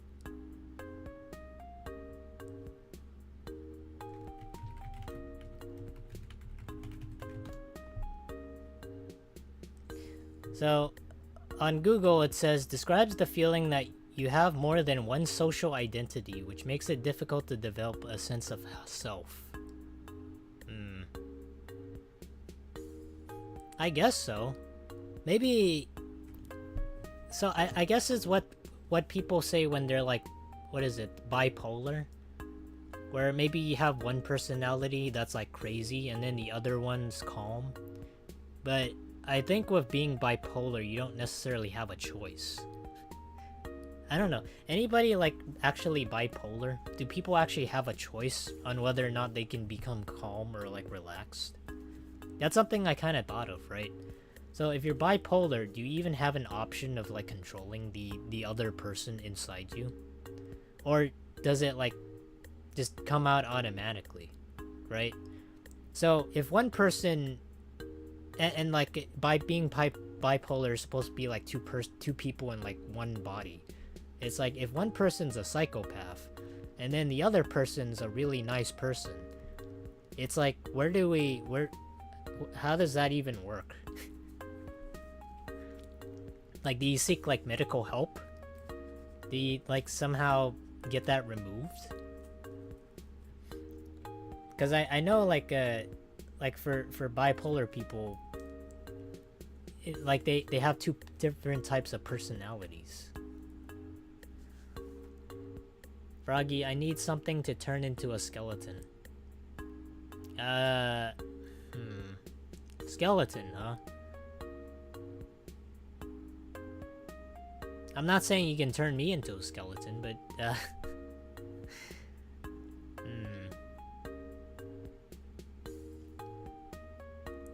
Have you ever thought or considered turning like dinosaurs into skeletons?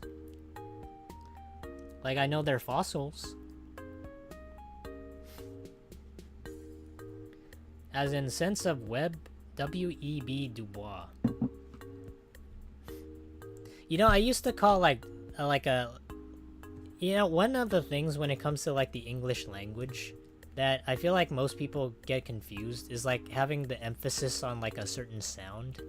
So do you guys even consider English being like a difficult language?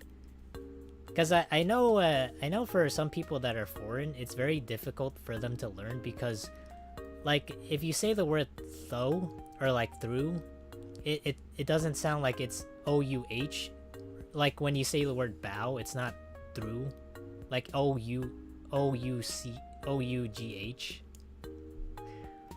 Like through or throw and bow aren't like the same, but they're like essentially like the same words, but they sound differently.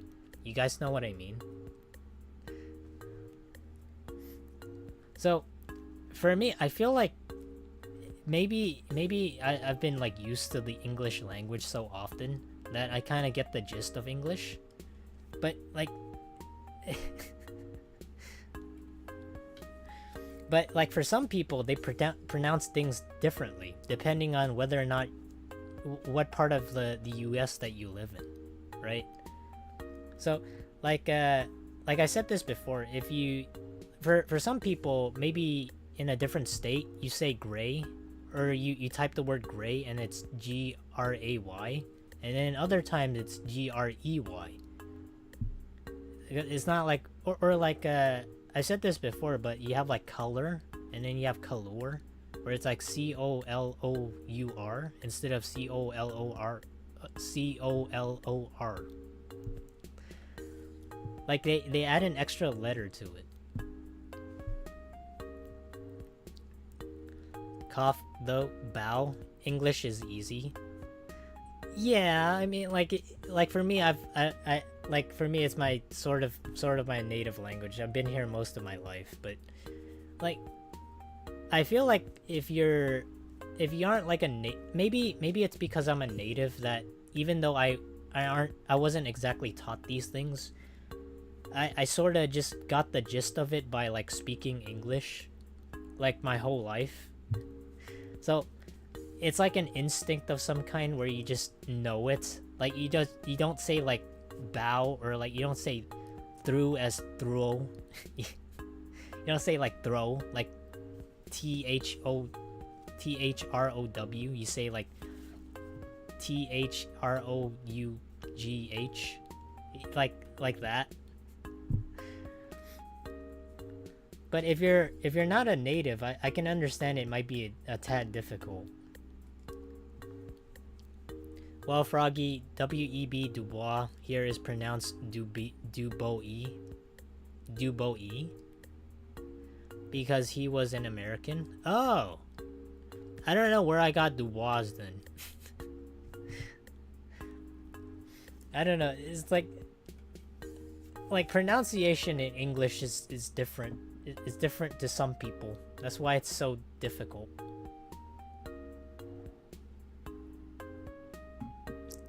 I thought of a praying mantis. A praying mantis? That sounds like a good idea. I mean, you can go into insects or like arthropods. I don't know if arthropods have bones. Do arthropods have bones? That's like saying squids actually have like some sort of bone structure. I don't know if they do.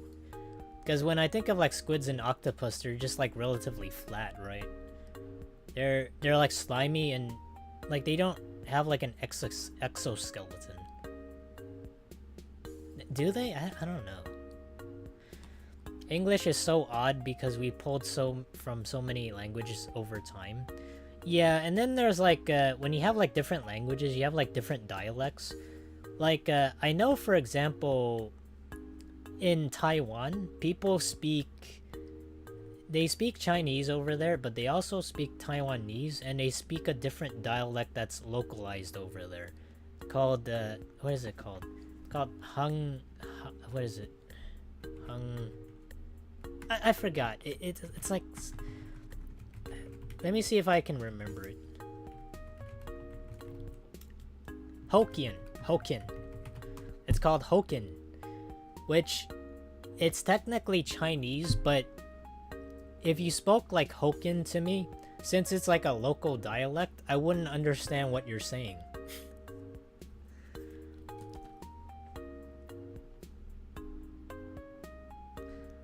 Hakka? No, it's this language. You guys might not know about it, but in Taiwanese, depending on like where you are, supposedly, they have like a unique language called Hokkien.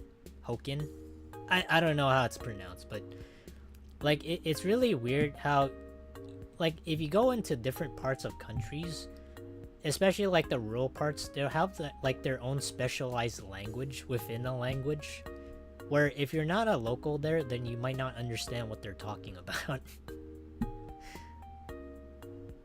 So this is like what I'm talking about. So in Taiwan, you have, I know some people don't like the word Taiwan, but fuck it. So you have Mandarin, you have Hokkien, and I guess you have Hakka too. So there's 3 different types of languages in one country. But all of them derive from the same dialect of language. Only 1 hour ago?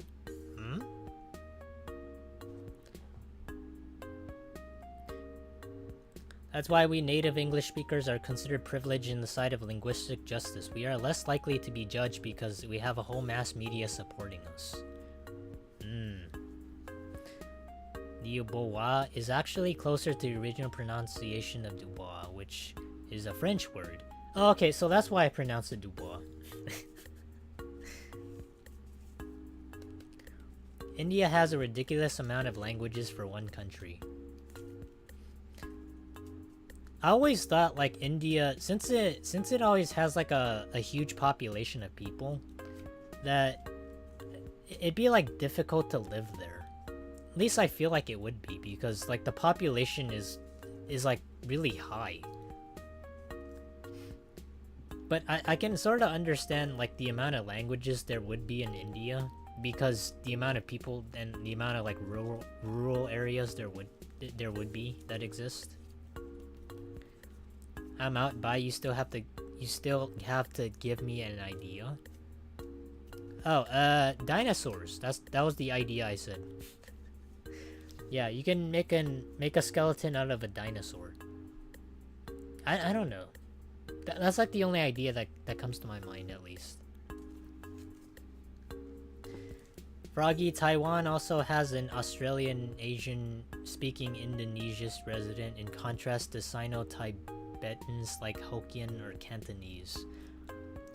See, for whatever reason, I don't know why, and it might be like a political thing, but like the thing is, like, I used to live in Hong Kong, but sorry, not live there. I used to be born in Hong Kong. When I came here when I was like 2 months old. I thought I was like 2 years old when I came over here, but it was actually like 2 months. But I never understood like the problem with like China having an issue with saying the word Taiwan or like Taiwanese. And maybe because Hong Kong is kind of excluded from China. But in Hong Kong, or like over here, I don't necessarily care that much about like the whole political thing. Like, I don't give a fuck about it. Like Taiwan, it's just like a country on the map. And then supposedly like Chinese people get pissed off about it. Maybe it's because they don't want it to be labeled as that, but I never quite understood it. Like, they get angry when you say the word. Like, even if you just point it out on the map, it's like, how dare you do that? Yeah, some people actually go out of their way to just like cancel other people to say that, but it's not like YouTube exists in China, so it's like whatever. Used to be born there. Are you born somewhere else now? I was born in Hong Kong. I thought I said this to you guys, but technically I'm not all American. But I can talk with an American accent. Alright, it's not difficult for me to do that. I feel like when I talk, I already talk like in an American accent.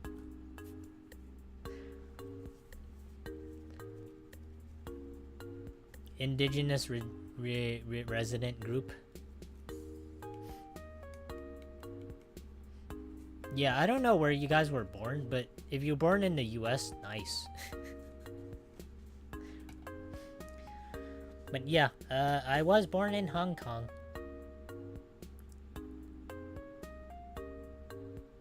Froggy, because this debate has been going on in the Sinospheres, has been going on for too complex. Yeah, I don't really get the whole idea of it. If it's just like a country on its own that's on like the different map, like it's just who gives a shit, right? Like if it's there on the map, it's there on the map. Like it's also a word.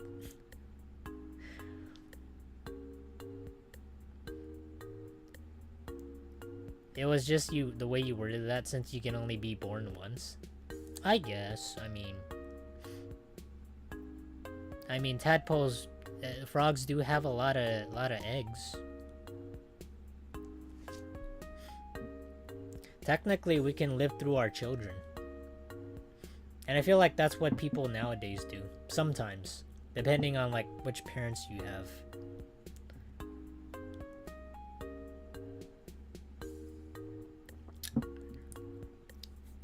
Okay, I think I didn't think I didn't think this would turn into like a Zatsudan, but I'll probably save like a Zatsudan thing for like Sunday, since we're gonna have community game night. So I might as well like talk about more subjects over there. But this was an eye-opening conversation about different subjects. Not only language, but we went from a sort of a horror game to talking about different languages in different countries. It's surprising how we usually talk about this stuff. We go from one subject to another. I hope that the Asian American community can bring some conciliation. Probably. I mean, I'm not really into like politics necessarily, but I do know about it. The Steam refund? Hold on, let me check.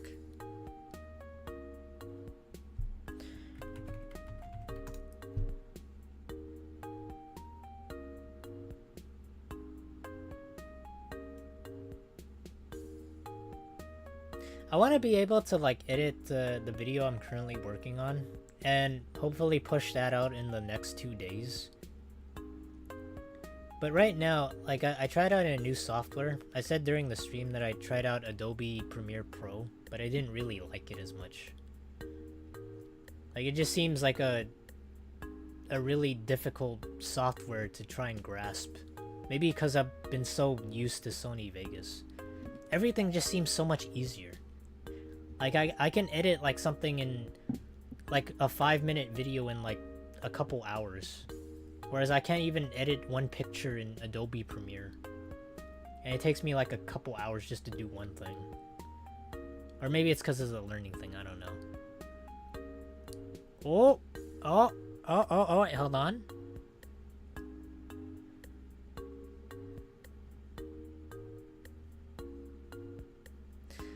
Hooray, we got the refund. We are reviewing your refund request and we'll get back to you as possible. Refund request $3.99 to the Steam wallet. So I don't know, maybe it's pending right now, but they did get it. That's not bad. Usually like the refund request takes like to the next business day. I don't know if Steam works on like the weekends, but I'll have to see. I will post it on the Discord though. I always do that. If there's like something that I think is important.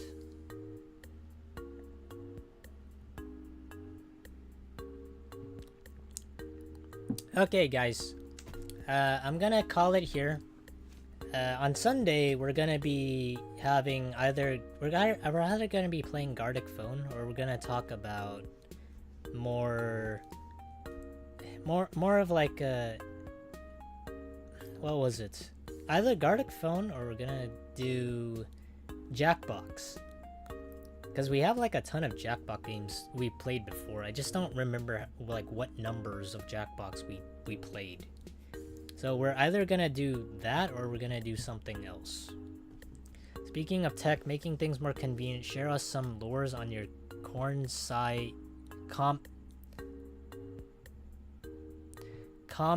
journey.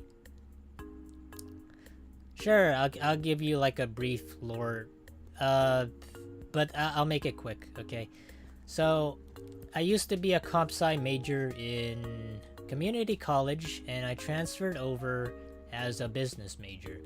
But during community college, I took CIS, and then later I got into CompuSci. But when I did transfer over, I switched my major. And CompuSci at the time I thought was easy, but the only time it ever got harder for me was trying to understand whether or not something compiled or it didn't. And the worst thing that can happen as like a CompuSci major is if you type out a line of code and it doesn't work, you have to go back to the drawing board and see what you did wrong. So you have to search through all that stuff just to see one mistake that you made. And this is not including if you are working with other people and you're typing up code. Because for some people who type up code, they might not understand what you're typing up. So that's why it's hard for people who switch, like in the game development. That's why it's difficult for one studio to look over a game and have to rewrite the code or have it to fix a certain thing, because they don't know who wrote it and how they wrote it exactly, because each person types things differently. Sort of like whenever you think of somebody's handwriting. But where it got harder for me for CompuSci is mostly the math portion. So CompuSci, when I took C++, towards the end of the semester, I realized that I didn't want to sit on my ass for the better half of 10 hours a day, staying up till like 4 a.m. typing up code just to see that it didn't compile. So I quit because it wasn't fun for me. Yeah, so that was my CompuSci journey in a nutshell. It was too difficult, I didn't have fun, I wasn't happy, and I was probably the most depressed I've ever been. But let it be known that in college you do have options and you're able to pick other things. Okay? So, in college, if you're not already in college, I recommend testing the waters and doing different things, and if it doesn't work out, that's okay. Alright, there's always a backup that you can take, as long as you take your general education requirements first, and then you follow it up with like some of the major requirements. Then the ease of transferring a major is a bit easier.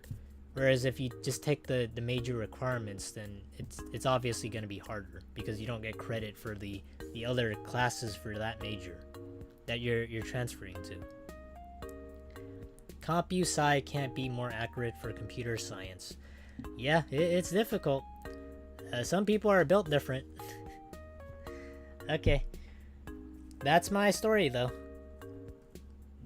I'm gonna call it here, guys. Thank you all for listening. Thank you all for coming to the stream. Thank you all for supporting. I really appreciate everybody that came to the stream and everybody that helped me out. Froggy is now seasoned. Yeah. Experience. But experience only goes so far. I don't know if I remember much of anything in CompuSci. Yeah. Maybe one day I'll get back to it on more of a casual level, and maybe I'll learn Python. Well, actually not learn Python. Maybe I'll relearn it or something. Okay. Alright. Hope you guys have a good night. You take care, and I will see you for a community game night. Or I don't know. I hope to see you guys there. Have a good night, everybody. Thank you all. Bye-bye.